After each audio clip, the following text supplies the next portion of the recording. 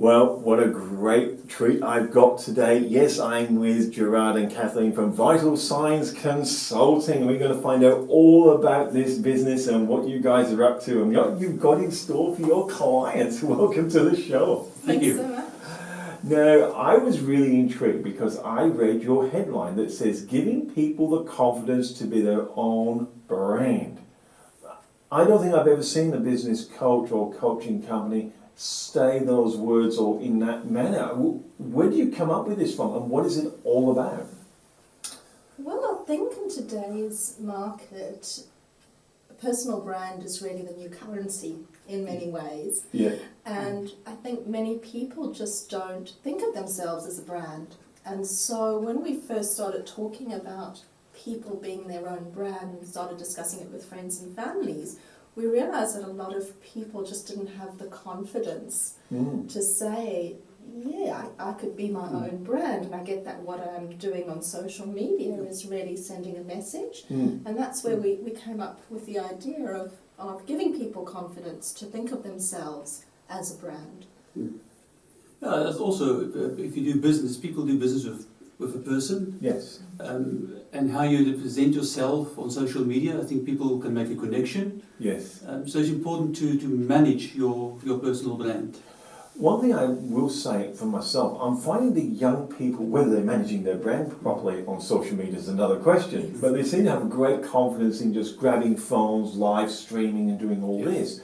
And I'm finding, and I'll put myself in this, the generation of my era tends to be a little bit more hesitant or lack a little bit of confidence in this area.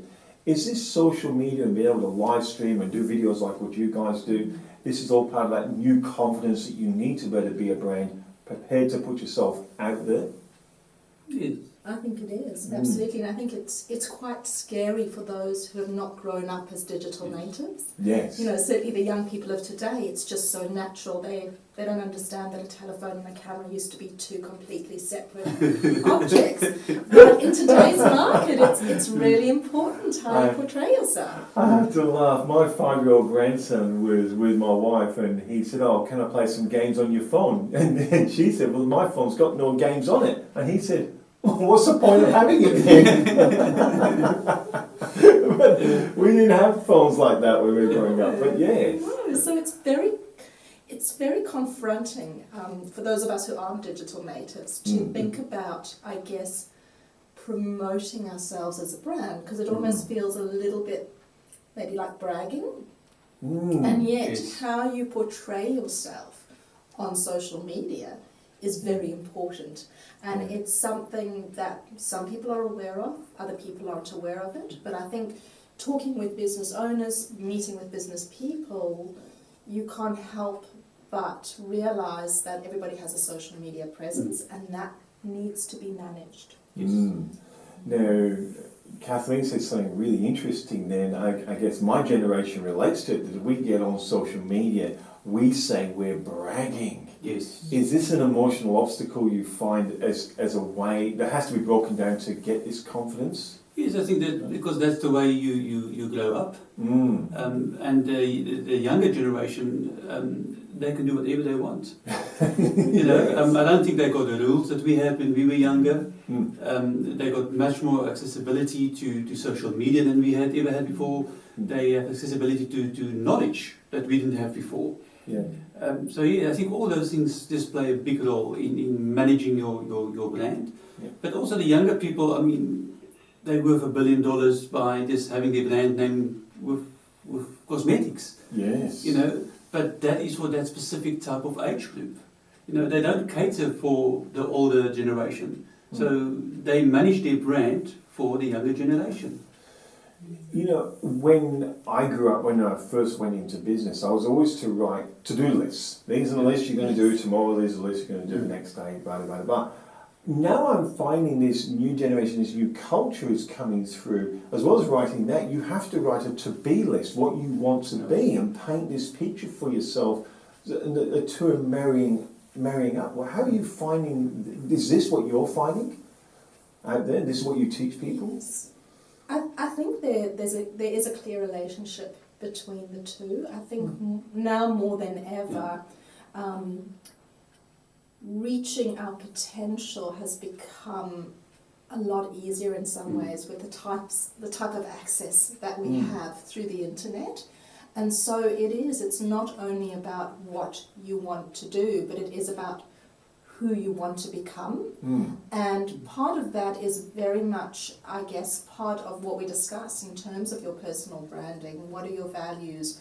What is your promise to the market? How does your personal brand and your business brand relate to each other? Because the two are quite different. Very interesting. When you're talking about this, and we're talking about what people want to become, Gerhard, and you've had a lot of experience, you've run with different businesses, you're a manager very young, you're a captain in the reserves very young. You taught skill sets back then of what you needed to be, what you needed to portray that you think you've brought forward that's helped you now? I don't think as much as today. Right. I think today to have a mentor or having a coach is much more prominent than before.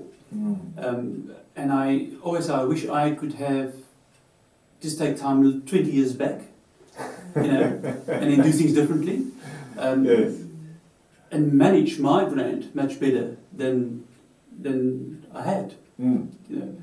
So yes, I think we have to be aware of what you do every day with your brand. You say about going back and changing things. I guess we all reflect on that sometimes. But you guys have got a brand. You're very, very strong. You have really good, strong personal brands. Each of you have a really strong business brand. Someone looking and saying, well, if I just build confidence and got my own brand, what have you found having that? What does that give you by having a good brand, do you think? I think it changes the power dynamic, and I think maybe that is something to do with our generation. But certainly viewing yourself as a brand, knowing what you want to achieve, what is and is not acceptable to you, that puts you in a very strong decision-making position. So you're not feeling, for example, that you need to take on particular clients or needing to take on particular tasks just because they're there. You're really matching it up with, is there something that resonates with my brand? Wow. So it definitely does change the power dynamic in many ways. Oh, definitely. Do you find this, Gerhard? I just feel when you are branded, you when you negotiate, the powers change. Right. When you are branded, people come to you and ask for advice or ask for help. Yes. Where if you're not, nobody knows about you. And being branded, it really feels good that you know that you have knowledge and you have skills to help other people. We're going to talk about it in more depth, but before we go to a break, I'm going to ask the question I'm sure a lot of people are asking now, is it difficult? Is it difficult to decide what you want to be or know what you want to be and then actually do it? I don't think it's difficult. No. I think it's actually a really enjoyable process.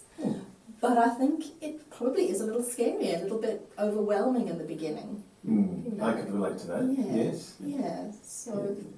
But if you are proud of your values, and so then it's easy to live your values. Yes. And it's easy for other people then to relate to your values. So I really find having a brand is really good. I will ask something on that, because some people say, well, you use those words for yourselves and you've got a very nice strong brand now and a great company brand that's even getting stronger every day. But I will say, you also got mentors and coaches behind you, and how important has that been for you to really achieve and be fulfilled to the level you've got? Oh, for me, it is the accountability. Right. You can't lie to yourself anymore. And also you have to take ego out of the equation. Oh, that's interesting. I think what's really important, when we started initially, despite Gerhard's history of coaching, I think we convinced ourselves that because the two of us were in the business together, that we would be able to hold each other accountable. No. We learned that was not the case. That's not the very case? quickly. No. You cannot self-coach.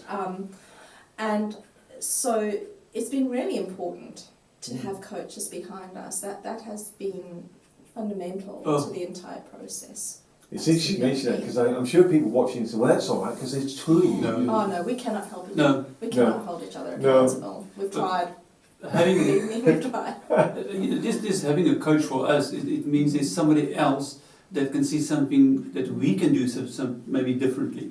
Yes. You know, that we didn't see, because we're inside a box, you know, and your coach is standing outside looking at this frame, you know, and we're inside the frame. So it makes a huge difference in did you think about that? No, we didn't thought about that. Yes. And if you do it, what do you think the results will be? Oh, we didn't thought about that. And to an extent, two heads are better than one, but when you get stuck, it's almost as though you get doubly stuck. Yes. Doubly stuck. So having a coach who could come in and go, all right, Unstuck guys, us. you're too much inside your own heads, Right. has been incredibly valuable. Yes. Wow. That's sensational. Don't go anywhere. You don't go anywhere. We're going to take a little break and we're going to come back with Kathleen and Gerhard and more about having the confidence to become your own brand and what it will actually give you. But we're going to go into how you do it, the actual practical steps. Don't go anywhere.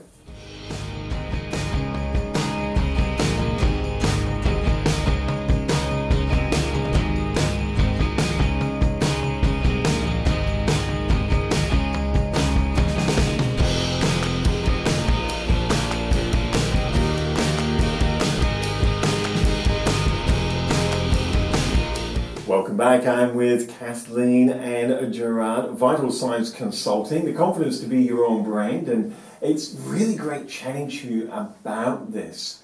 I guess, what are the next steps for people, Kathleen? They go, okay, I want it. They made that decision and go, I can see this it is the new economy, I think, using your words.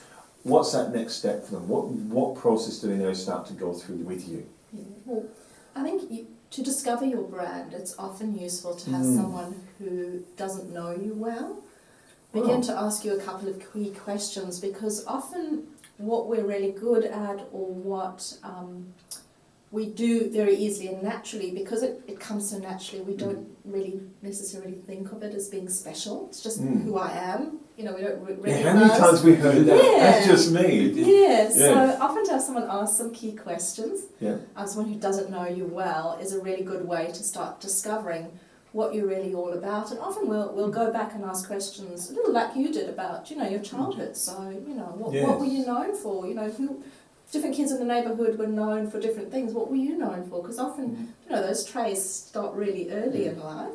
Yes. It's also really useful to be speaking to family and friends and finding out, you know, what really stands out for them about you.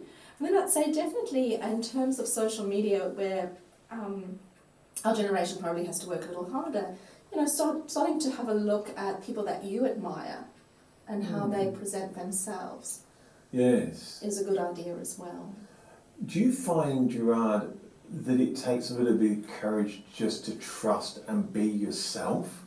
Do you think that's one of the difficult steps in this, to be able to go, okay, this is what I really am like? I think because of social media and the pressure out there, a lot of people are scared to be themselves. You know, because of bullying, people are scared of social media, just the negative experience. Yes. And once you get branded, those things go away, because people start to admire you. But it is that initial step to get that self-confidence, Yes. to say, you know, this is who I am, Mm. you know, this is who I want to be, and take the first steps. It's interesting, you know, that one of the techniques I was taught very early on was just to journal what you were doing. And it was interesting, I was talking to a friend of mine just a few months ago, and he said, you know, I can't believe you came out of the military, you ran a cleaning company, then you had a computer company, then you had a book publishing company, then you had a building company, now you're in the media. He goes, what are you? And you know what, I said, I'm a marketing guy. Yes. Everything else is just superficial. I just do marketing, so it doesn't matter what you give me, I just market that. Yeah. But it took me a while to actually understand what I actually was at the heart of it. Do you find journaling and having coaches reflect it back at you uncovers something that might be just be blindingly obvious to everyone else, but yourself, you're going, I don't know? Yeah, I think we did an exercise with our coaches, and we just started writing stuff down on the whiteboard. Oh, right, Yeah, yes. and then as it came, it actually became very clear. Yeah, this Exactly. pattern This pattern, who we emerged are. out of nowhere. Well, for us, I think Yes. that's the thing. For the person going through it, it's all kind of just a drama in your head. It's very hard to get a cohesive pattern Yes. out of it. And when you're chatting to a coach or you're journaling, things actually start falling into a pattern that you probably wouldn't have seen if you weren't going through Yes. the process of journaling or using a whiteboarding. soundboard or a whiteboard. Yeah, I know what you mean about when you go around here. You convince yourself one, then next minute you talk yourself Yes. out of it. haven't you? You're going, I don't know anymore. Absolutely. I'm so confused. And a confused mind usually just gets stuck, and it's really hard to get yourself unstuck. Oh, it's impossible because you just go, this is madness. But also what we've seen is sometimes we start talking to people, and as they talk, they get the answer. And then afterwards they say, thank you so much, you helped me. But I didn't say anything. It's just because they got it out of the system, they put it down, they heard themselves, and the answer comes to them. We need to trust our gut. It's interesting. Well, trust your gut, I think, is very interesting. I know it's a hallmark of yours. But writing, you both said writing it down, and you reflected then hearing what you're saying. Do you think that gives you the advantage when you talk to someone? All of a sudden you slow down your speech a little bit and saying, what did I just say? Or you challenge me, you say, what did you mean by that? And these are types of techniques. I'm not saying it's psychology, but it almost is in a But I form. think in some ways neurologically, when you're actually saying it out loud yourself, Right. that's very different to a dialogue going on in your own head. It really is. Yes. But for example, for me, is I will go running on a Saturday or Sunday. And because I'm outside, you smell the ocean, and you feel the sun, and you hear the birds, and suddenly I get all these ideas. And it's because your brain and the neurons are just starting to firing up. Right.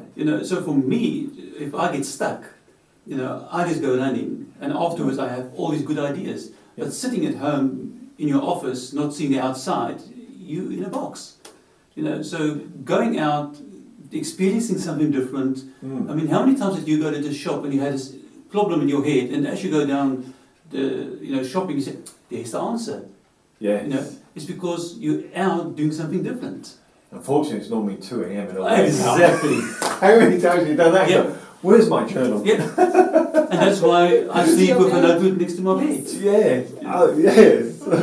Yeah. But it's interesting, isn't it? You say when you speak it out loud, you have to. Everyone will tell you can't give a good keynote by practicing in your head. You actually have to walk and talk it. Absolutely. Is this kind of the same methodology or physiology that you're speaking, you're moving, that's allowing your brain to say, okay, I know I've got to articulate it, because it just won't make any sense to you guys. Yes, Yeah. I think it is the same process, and I think also, we're talking about confidence, but often once you're able to articulate it in a way that another person understands and they get it, that really increases your confidence as well. Because good point. up until that point, it was just this kind of random thought in your head, but to have somebody else validate it and get what you're saying really increases confidence as well. But also sometimes as I talk, you can see that aha moment. Yeah. You can just see the light goes on. Yes. I've got it. And that gives me the self-confidence. Yes. To say, this is who I want to be. This is who I am. That's a really important part. I mean, that one you just said then, this is who I want to be. And we hear, how many times do we hear the 80-year-olds and the 90-year-olds in the nursing home saying, stop living other people's lives, you've only got one goal. Yes. Yeah. You've got to do it now, because Yes. you don't know how long you've got. And you were here, and I truly believe everyone has a gift. Oh, yes. I believe everyone has got a gift and a purpose, and they've just got to find what it is, and their life becomes so fulfilled, it's incredible. Yeah. When you find someone who just says to you, I have no idea. Someone now, they've gone through uni, Dad said become a scientist, or an engineer, and they've gone, what did I do this for? And they're sitting and they are totally lost. They come to you and they sit with you and they say, Gerhard, Kathleen, look, I am absolutely lost on this. how do you help them find that within them what they truly are? I know it's difficult. Yeah. Look, I think one of the things as coaches that we're always very mindful of is just also that we are coaches and we're not therapists. So sometimes we also have to have a look and see, is there actually something else going on? Because sometimes there may actually be some low-grade depression. If somebody just genuinely is not particularly interested or passionate in anything. In anything, yes. Then there may be another issue going on there. But usually once you get talking to a person, I think what you've got to do something called sort of divergent and convergent thinking, because what we are is we're conditioned in a way to be logical. So when we start talking about what do you want to do for a living, we now start thinking left brain logical, and so it has to be something that can earn money. But the economy is changing, so if we can say, look, no judgment, tell me what you're passionate about. Doesn't matter what it is.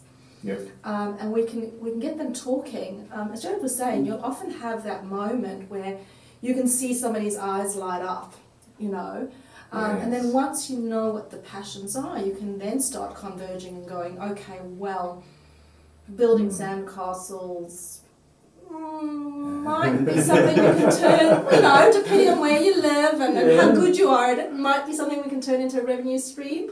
Or, okay, you don't live by the beach, there isn't any sand, there isn't a market for sandcastles.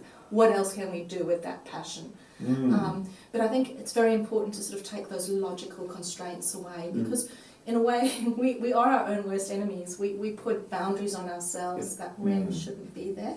So that would probably be our starting point. I will just reflect, before we take a break, I will just reflect on something you said I thought was very interesting, Gerhard. You talk about going running and changing your physiology of your body to actually get answers, or just to free your mind. Is this something you can find within people to say, the way I sit, the way I move, if we can change that and hey, just get out and just enjoy the moment. Is that important for people to get away from their own environment to go into something else? Yeah, it's so important. Since we started doing this running, and I must please state, I hate running. It's a love-hate relationship. It's a love-hate relationship. Every week. Hate doing it, love it when you love it. But since we started doing that, we start to eat better. You know, because you eat better, your gut and your brain is related. So what you feed, goes to the brain. So we started to eat better, so we feel better. We get better ideas. So it's not only, it's sometimes something small that you change, but having a huge effect on your life. I love that. Something small, huge effect. Let's take a break and we will, don't go anywhere, because we're going to come back with more with Kathleen and Gerhard. Vital Signs Consulting, giving you the confidence to be your own brand, which really is, in Kathleen's words, the new economy.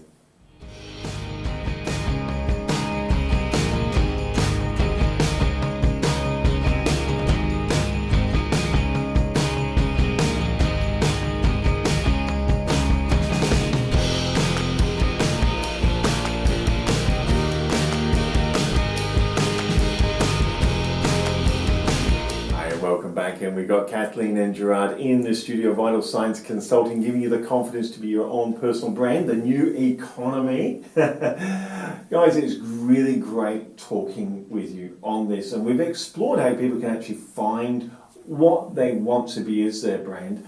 But I guess the challenge is becoming what you want to be. Lots of us would like to be something, but we do still struggling in the pathway to get there. How does Vital Signs start breaking that down for us and make that an easier journey, as it were?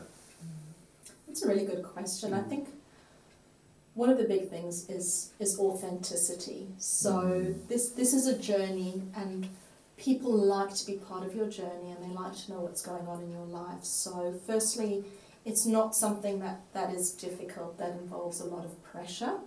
But when we start coaching, what ultimately almost always ends up happening is people say, I've come so that we can work on this business idea. We're only going to work on this business idea, right? Because it's nothing to do with me. No. And of course, your skills and your strengths have gotten you this far, but you've come for coaching because you need to get to the next step. And so inevitably, there are other things going on in life that are often preventing you from reaching some of your business goals. And so the journey really is about, I guess, using your own challenges as part of your own brand, and we help you to do that through social media. I mean, I know for us personally, the whole running thing is very much part of who we are now. Yes. And it started because what we needed was more energy to be able to do the things that we needed to fit into our week. So that's how it started. The fact that we lost weight, then started eating healthier, and found that other people were supporting our running, and we were helping other people get into it. That's already just a fantastic flow-on effect. It was never the intent. Yeah. And it was never a habit before. Right. You know, we were not active at all. So, you know, you if it's not a habit, you can do things that becomes a habit. Yes. I think sometimes we got some bad habits, but you can change it. And by discussing and talking about things, and see the results that other people are getting, it's just easier to get into that habit. And the support as well. Yeah. It's interesting you mentioned you changed things in your life, and running was one of them. But we get told quite often that the instant you say to people, you said before, work on the business, not on me, because it can't be anything about me. But you're challenging people to change. Do you find people that are actually resistant to change, or do you think it's they don't mind changing, but they're a bit scared because they don't have the control that's going to come about with this? They may feel like, I'm not quite sure, I'm losing a little bit of... Do you think it's more that than the change itself? I think change doesn't matter where you are. People do not like change. Change is difficult. Yeah, and I think it's uncomfortable. It is uncomfortable because you have to challenge yourself, and there's always that you're scared of failure. You know, that's the biggest problem, and that's why people procrastinate. Yes. But once you have the support of somebody to help you make the changes, and you are the person in control of the changes, it is easier. It's never, you know, if you say you will go running on Saturday 8 o'clock. You know, human nature, I'll show you I won't. Yes. You know, so if you can put the other person in control in helping him make the changes, it's a different journey. Is it one of those things, if we don't change, then tomorrow's just going to be the same as today? So we're just saying, I mean, I was working with a company one time, they were on about the good old days, and someone said, they weren't that good. Perception. It's like, now looking back, we're going good, but when we're there, we're going, oh, no. But do you find that is your change that comes along, it is that challenge, but people look back, do you think they want to hang on to the past as a safety net? Just in case Gerhard and Kathleen don't quite get me there. Because obviously it's your responsibility. Yes. I think it's also it's a comfort zone, and comfort zones are really comfortable, but it's not where any growth takes place. Right. And I think it's probably one of the biggest moments of confrontation for me really was when our coach we just weren't getting away. Our coach was really pushing us, and anything that we came up with as a reason why we hadn't done something, he just kind of threw back and went, it's an excuse. Yes. And that can be quite frustrating. it was very frustrating, but when sure. we were really, really honest with ourselves and we listened to what he had to say, we realised that it was really just an excuse, because ultimately it would take sacrifice, it would be uncomfortable. Yes. But the change he was suggesting would lead to the breakthrough we were looking for. Yes. So I think if you're open to coaching, you have to learn to be very honest with yourself. Yeah. And that's really challenging. I think we came into the process thinking we knew ourselves really well, and it's been a really interesting journey of self-growth, because there were a lot of things that I had to confront about myself, where I thought, well, I always thought I was this person, but I'm actually really demonstrating that I'm more like there, and I need to, to change. And change is difficult, and that's where the coaching comes in, having someone who keeps you accountable. Because life is busy. I think a lot of Yeah. people are starting a business and perhaps working a full-time job, Yes. or working a part-time job. Life is busy, and you do need to make sacrifices, but having somebody who holds you accountable, and if your strategy doesn't work, will say, all right, well, that didn't work, let's look at why it didn't work and how we can change that so that we can give you bite-sized chunks that will make it easier to Success builds on succeed. success. Yes. Absolutely. That has made all the difference for Yeah. us.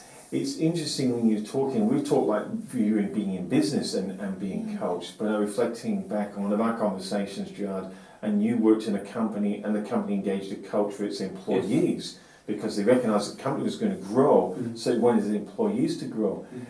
Do you find there's now this culture shift that if I'm coming into a company and I am actually career orientated, that getting a coach alongside me is going to actually enhance my prospects of that career growth and my enjoyment in that career? Definitely. But the first thing that normally happens is when they suggest a coach is the ego that gets in the way. Right. So once you can manage your ego and say, this is not about me, it's about the company, it's about my growth, it's about the company's growth, and this person is there to help me, magic will happen. And there is people that's not coachable. Yeah. And it's most of the times because of ego. Yeah. But I can tell you one thing, having a coach and a mentor, and you feel the change in you feel more energized, you see results. It's an amazing feeling, and for us to see that in people, it makes it worthwhile struggling with that person through that stages of ego and resistance, and it makes it worthwhile. Because people say, how are you going to do it? And I suppose one of the great things with both of you is how you're going to do it is enabled because you've been through it. Yes. You've been through those challenges where someone's going, that's an excuse, and you go, Yes. well, what do you mean? It's real. What do you mean it's an excuse? I'm furious at you. Let's sack him. He And it does get that emotional. Yeah, he doesn't know what he's talking about. It can't be us. Is it because you've gone that path and you've done the hard yards, let's face it, and what impresses me is you've still got the coach who's still behind you, but you seem to be getting, and not putting ego there, but bigger and more confident and more succinct in how you're delivering and the help you're giving other people. Would you ever give up your coach?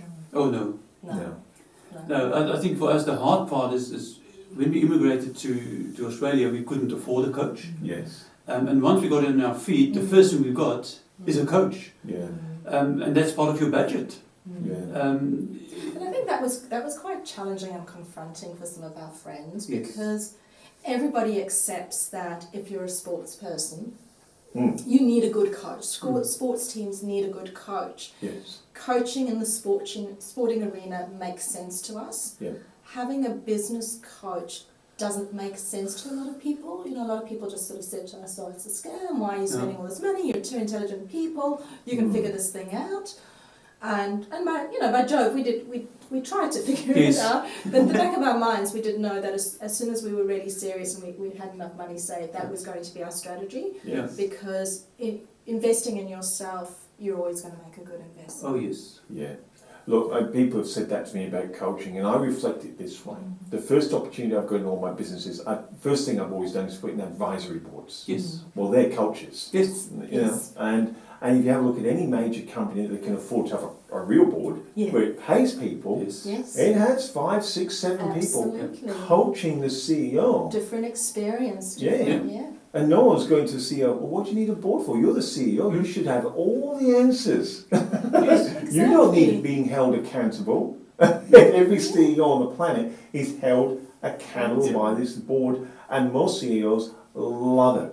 Absolutely. They love it because they go, stops me making mistakes, stops me procrastinating, makes me see things that I would have missed. Exactly. Because how many times do we find, I'm sure you found it when you're taking people on this path to be a brand, they're blinkered and they're missing the obvious. Yeah, and you don't know what you don't know, and I think that's what's been so valuable, having a life coach. Have you thought of this? Didn't cross our mind. Well, that has to be in place before you can take the next step. That's invaluable. Yeah. really is. Absolutely. But I also think building your brand is that you need to know your why. You know, so many people, especially like in business as well, they don't know their why. If you ask them, so why do you want to do that? It's like the blank stare. The way we've always done it. You know, that's the way we've always done it. Okay, so that's where we need to start. That's where you need to start. Yes. Well, we're going to come back with that. We're going to take a quick break and then we come back with a wrap up with Kathleen and Gerhard. So don't go anywhere.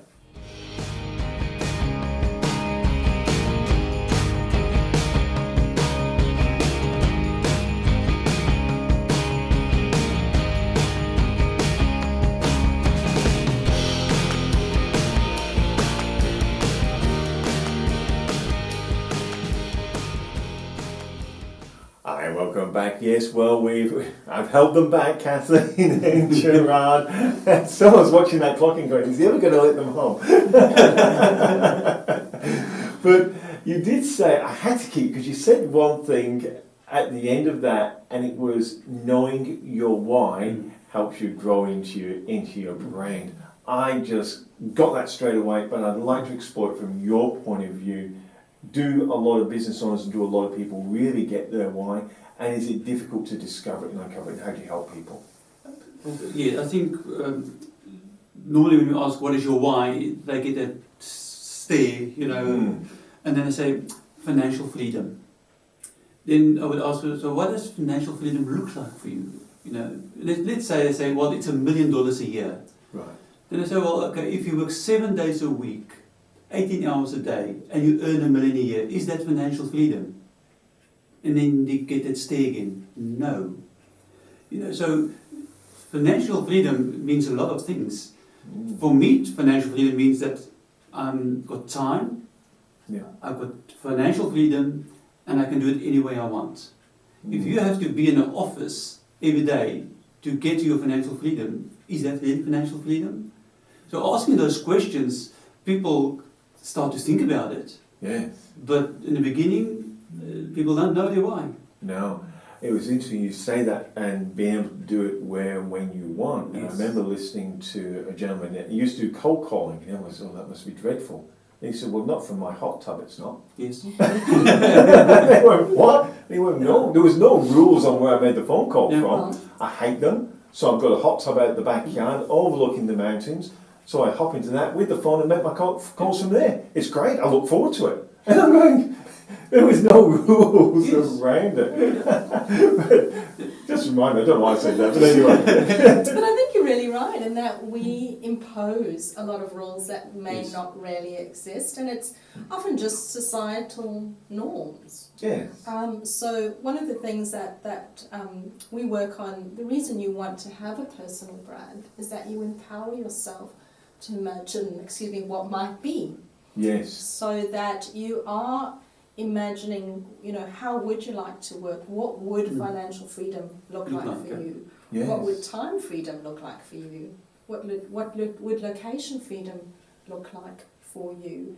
And when we ask people their why, what we often get is their how to or what we do. And again, it's really forcing people to reflect and sort of go deep in terms of really drilling down to why do you do what you do. Yes. I get the same when, in from marketing, we're always after someone's, the result you're going to give somebody. Yes. But you were saying they tell you the how. I get the process. I'll do this and this for them. That's not what I asked. I asked, what do they get out of this? And I was talking to a gentleman the other day, and he smart wires homes. Brilliant, absolutely outstanding. And I said, so what do they get out of it? Oh, really good wiring, really fast connection. I'm going, no, now I've got it, what do I get? Yeah. And it took him a while to go, well, hold on, what do you mean? He said, well, what about Netflix? Oh yeah, we get Netflix, I can automate your house, I can switch the lights on. Well, that's the true benefit. Yes. Yeah. Now he started talking benefits that people start getting excited about. And that's where the excitement lies. Yeah. And that is what ultimately drives you to do what you do. So it's understanding that. Yeah. So in your case, when we're looking at branding, the why uncovers the excitement, that passion that we've been talking about through the show. Yes. once you've uncovered it, do you have people look at you and go, I do want it, I'm not quite sure whether I can get it? Is that a hurdle that's common? And is it because you almost become a crutch for them to lean on to go, come on with us, we'll help you get there? 100%, and again, it's because we live in limits. Right. We impose those limits on us. Mm-hmm. And once we start working with them and we take those limitations away and those borders away, again, you see that aha moment. So, Yes. oh, actually we can do this. And once they have a little bit of success, it drives them for more. They just have to taste that little bit of success and see that change. When you're talking like that, do you find that people go, so they're going to start off, so they go, all right, what I'll do is I'll stick my toe in the water a little bit.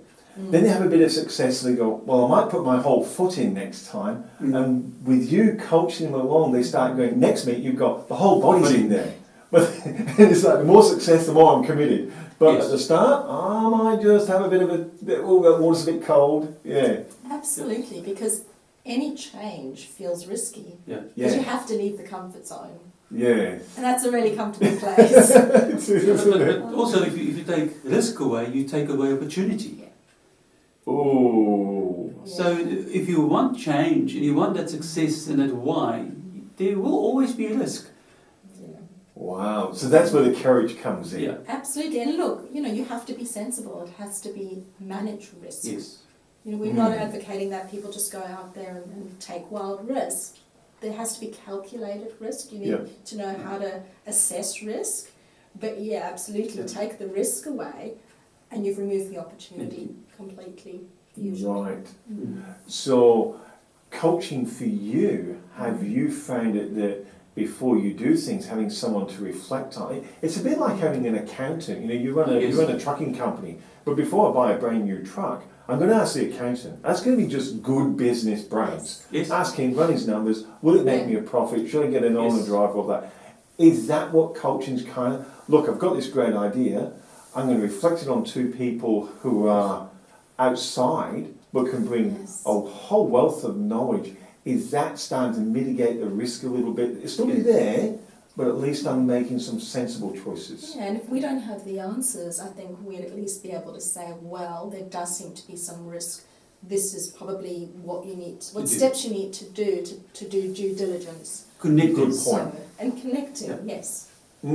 I think that because of our networking, Yes. we know of so many people that can help this business. So sometimes we can't help, but we know who can. Who can? So it just if you're part of a coaching group, it's not only one or two people. You are part of a community to help your business. It's like being part of in a medical practitioner's type of sphere. You've got your general practitioner, but you've got your heart specialist, the guy who's going to check you for cholesterol, the lady who's going to check you for your ears, and so you've got the whole team around you. So even though you've got two, there's actually this whole network that goes, oh no, we've dealt with this before. Yep. Wow. And I think that's where vital signs comes from, is because we say that if you, in a recess, if you look at this emergency shows, you have not only one person working, saving this person's life, you have a team of doctors and looking at the airway and stopping bleeding and giving medication. So there's a team of people saving this person's life. Yes. And the same when your business is in trouble. Yeah. We've got the resources to bring them in and save your business.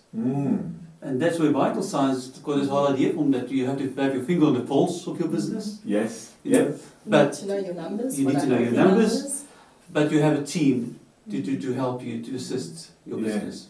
You mentioned there, we might be drifting a little bit off topic, but you mentioned there, know your numbers. Yeah. I came from a sales background, and I can't remember how many times it was every day what my numbers were in business. Now, I'll hold my hand up. When I first went into business and you said read a balance sheet, I would have gone to you, oh, go home, right. I probably wouldn't know. It's as part of your coaching and your branding, is knowing how to do these things. And look, if people don't know, we can teach them, they can learn. Yes. Is this all part of the education process? Oh, you know what? 10% of your time needs to be in the numbers. Wow. And I would say in 80% of companies that I consulted to, Yeah. the owner will get a profit and loss at the end of the financial year. And I would say fire your accountant. Yes. You need to know your numbers. You know, by looking at your bank and say, oh, there's money in the bank, that's not running your business. You need to know your numbers. No, because money in the bank is not all yours. No. You know, I mean, I used to have a friend who ran a cafe. Now, I was quite excited when they said they turned over $10,000 a day, and I'm going, "You're so rich!" And then they went, "No. This is the gross that comes off here. Yeah. Here's this that comes off here. Our net is actually $1,000." Yeah. And I'm going, all that money, but they knew their numbers. Exactly. Yes. They knew their numbers, what it actually crunched down to. Especially when you're growing your business. Yes. When you grow your business, you need capital. Yes. You know, so if you don't have the capital, you can't grow your business. So it's so important to know your numbers in your business. It's been great talking to you, but someone out there now, and I am going to ask you this, they're going, all right, I haven't done it, I've never paid any conscious effort to my brain. They may have subconsciously built it, as well as many of us have, but I've never consciously done this.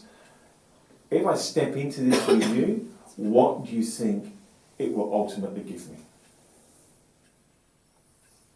You can tell we're live. They're just totally unscripted questions. I think And they're easy questions as well. I think the one thing is to get a self-confidence. Yeah, You'll start trusting your gut. yeah, It will change your life.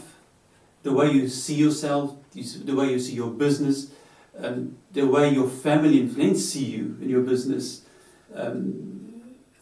It's an amazing journey. It's a marathon. It's not a 100-meter sprint. Yeah. That you need to know. It takes time and it's constant. Once you start the journey, you don't stop halfway. because you don't want to. You don't want to, No. but it is consistent. Yeah, Yeah, I think confidence.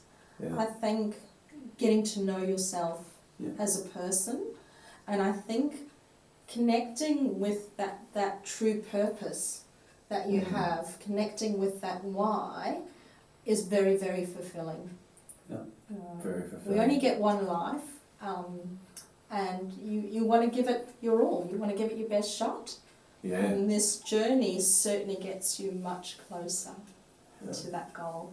I have really enjoyed talking with you, Kathleen and Gerhard. Vital Signs Consulting.